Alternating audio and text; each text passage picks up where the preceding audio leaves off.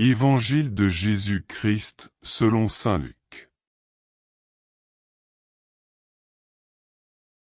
Quand arriva le jour fixé par la loi de Moïse pour la purification, les parents de Jésus le portèrent à Jérusalem pour le présenter au Seigneur, selon ce qui est écrit dans la loi. Tout premier-né de sexe masculin sera consacré au Seigneur.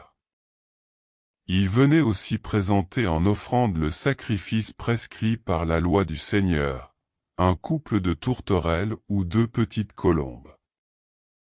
Or, il y avait à Jérusalem un homme appelé Siméon.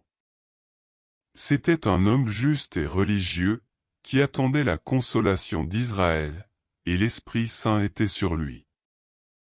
L'Esprit lui avait révélé qu'il ne verrait pas la mort avant d'avoir vu le Messie du Seigneur. Poussé par l'Esprit, Siméon vint au temple. Les parents y entraient avec l'enfant Jésus pour accomplir les rites de la loi qui le concernaient. Siméon prit l'enfant dans ses bras, et il bénit Dieu en disant, « Maintenant, ô Maître, tu peux laisser ton serviteur s'en aller dans la paix, selon ta parole. Car mes yeux ont vu ton salut, que tu as préparé à la face de tous les peuples, lumière pour éclairer les nations païennes, et gloire d'Israël ton peuple. » Le père et la mère de l'enfant s'étonnaient de ce qu'on disait de lui.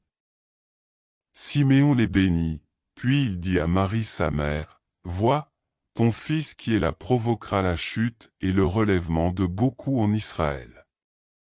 Il sera un signe de division.